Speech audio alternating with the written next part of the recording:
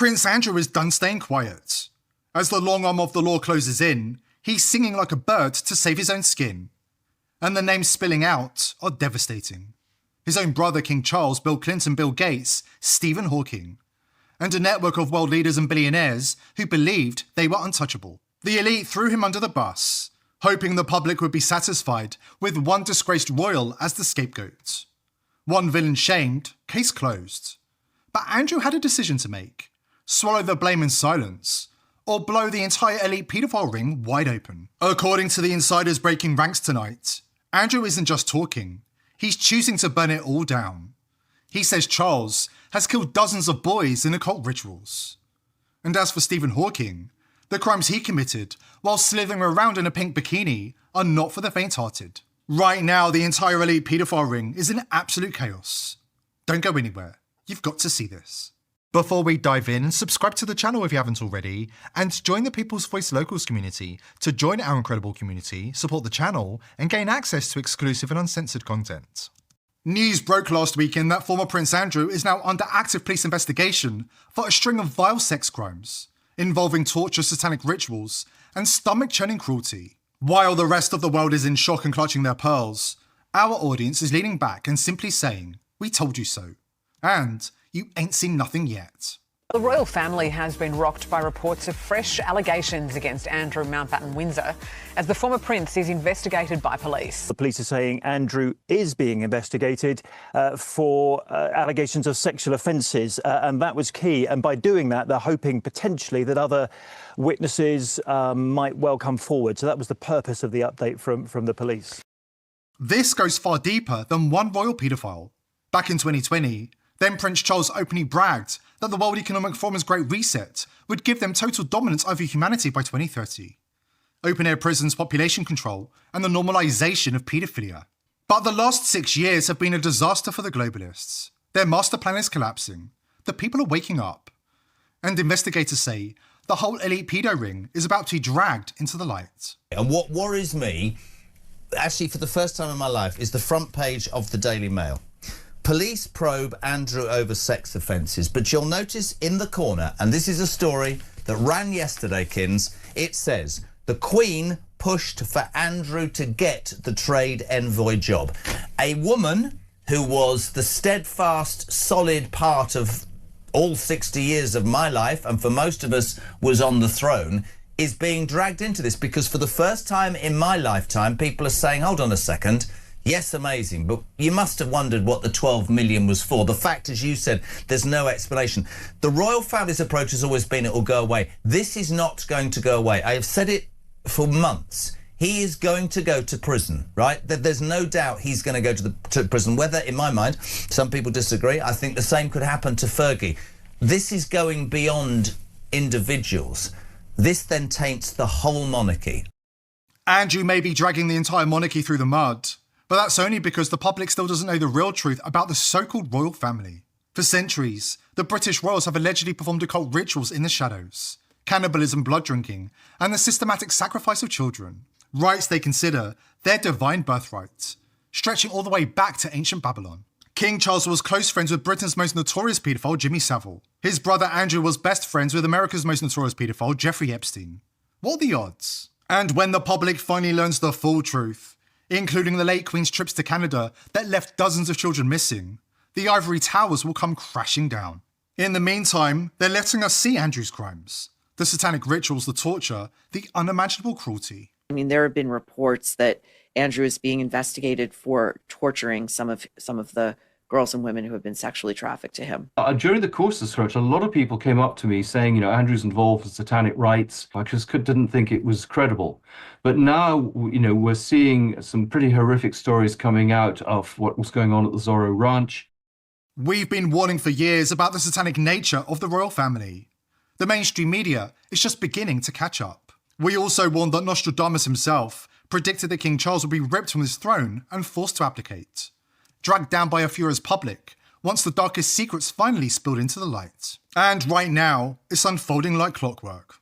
Yeah, I mean, look, this is really worrying. I'm a traditionalist, I'm a monarchist, so I can kind of look past all of this and just say, do you know what? I've got faith in the monarchy and the constitution. But we're not in the 1920s anymore. So the longer this stuff goes on, the longer these allegations start to proliferate, the more it starts to stain the king himself. The monarchy has to survive on merit. It can't just survive on the fact that it's the monarchy.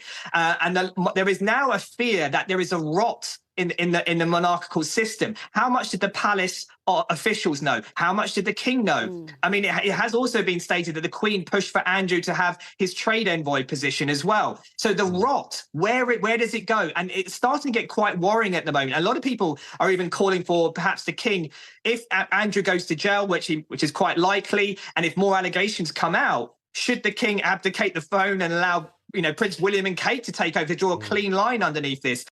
Now, as the mainstream media finally catches up to a fraction of what we've been exposing for years, the only question left is this. Will Andrew take the fall alone, like a good little scapegoat? Or will he drag the entire rotting empire down with him? What Andrew has done, and we still don't know the truth, is drag this family into the mire, supported, I have to say, by his mother and his brother. Because it's not just King Charles and the royals hiding skeletons. We're talking presidents, prime ministers, billionaires, and Israeli prime ministers, all tied into the same black network. And according to a close friend of Prince Andrew's own daughter, Andrew is cooperating with investigators right now, squealing like a terrified rat to save his neck. He's ripping the lid off the entire elite paedophile ring, naming names, exposing rituals, and dragging the paedophile ring into the light. And it's the details he's exposing about his own brother, including the killings of dozens of children, that have left investigators stunned. We have the raw, disturbing details straight from the horse's mouth after the break. But before we dive into Andrew's police interviews and the explosive names he's giving up, let's talk about the family he comes from. In mid-October of 1964, kissing cousins Elizabeth and Philip paid a royal visit to a Catholic residential school for Aboriginal children in Kamloops, British Columbia, Canada. William Coombs was 12 years old at the time of the royal visit. I was an inmate at the Kamloops school when we were visited, said Coombs. I remember it was strange because they came by themselves, no big fanfare or nothing. But I recognized them, and the school principal told us it was the Queen, and we all got given new clothes and good food for the first time in months the day before she arrived. The day the Queen got to the school, I was part of a group of kids that went on a picnic with her and her husband and some of the priests. We went down to a meadow near Dead Man's Creek.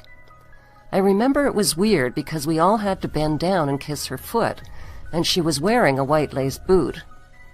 After a while, I saw the Queen and her husband leave the picnic with 10 children from the school, and those kids never returned. They took away those 10 kids and nobody ever saw them again. We never heard anything more about them, and we never met them again even when we were older. They were all from around there, but they all vanished. The group that disappeared was 7 boys and 3 girls in age from 6 to 14 years old. They were all from the smart group in the class. 2 of the boys were brothers, and they were Mady from Quesnel. Their last name was Arnoux, or Arnold. I don't remember the others, just an occasional first name like Cecilia, and there was an Edward. What happened was also witnessed by my friend, George Adolph, who was 11 years old at the time and a student there too. But he's dead now. William Coombs, the sole survivor, was scheduled to appear as the star witness at the International Tribunal into Crimes of Church and State in London, England. But William Coombs never made it to the tribunal. He died of unknown causes shortly before he was scheduled to testify.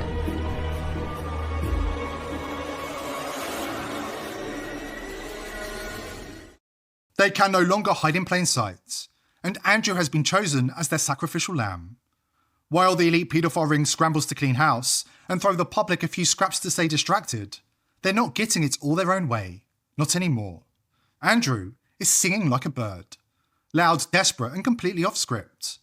And right now, pure chaos is ripping through their ranks as the whole story spirals violently out of their control. Andrew's daughter Eugenie's friend has the details.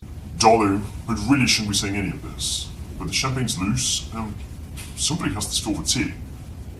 Andrew, he's singing like a bloody bird. Not little tweets, proper opera. He's given them everything. Names, dates, places, the lot. And, honestly, why the hell should he be the only one rotting in a cell? Bill Gates, Bill Clinton, Stephen Hawking.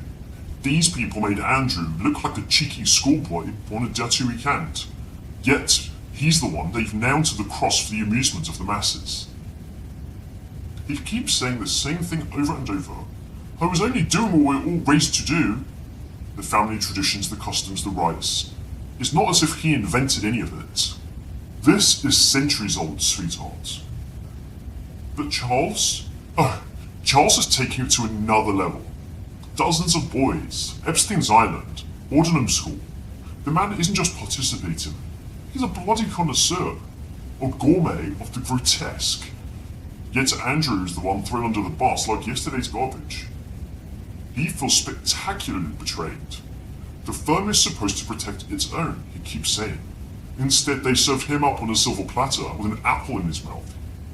So now, he's done playing the loyal spare. He's sitting down with the police, negotiating like a proper East End gangster, ready to unload every skeleton in the royal cupboard. The real question, though, is whether the police actually want any of this. Do they really want to extradite President Clinton? Are they prepared to tell the world that Professor Stephen Hawking, the genius in the wheelchair, was a cross-dressing rapist who liked slithering around in pink bikinis for an audience with terrified young men? Because once Andrew starts naming names, the whole glittering shit show goes up in flames. And at this point, he no longer cares who burnt. Let's talk about how the elite are trying to spin this nightmare. Remember, in every joke, there's a grain of truth. On the new Saturday Night Live UK, they're laughing in our faces while slipping us the real story. Andrew was always the designated fall guy, set up from the beginning to take the heat and protect his brother. The brother who just so happens to be far more evil than Andrew ever was. In 1997, MI5's top agents gathered in Thames House for a secret meeting. This is their... They're mocking us to our faces right now, smirking, laughing, throwing out distractions, like we're all idiots. But here's the truth they're desperately trying to hide. They are absolutely terrified. This is why it's never been more important to protect yourself from them. If you're paying for a major VPN, cancel your subscription right now. The big VPNs you trusted, ExpressVPN, CyberGhost Private Internet Access and others, are now owned by one Tel Aviv Links company. These are the people you're paying to protect your privacy, and they're laughing at you. That's why VP.net was built in 2025. It's not another Trust Us VPN, it's zero trust by design. Zero knowledge cryptography, Intel, SGX secure enclaves and fully open source code. Even if they wanted to or were forced to, they literally can't see or log your activity. No backdoors, no compromises, privacy guaranteed by math, not promises. Check it out at vp.net/TPV. Stop trusting, start protecting. This is how you take back control.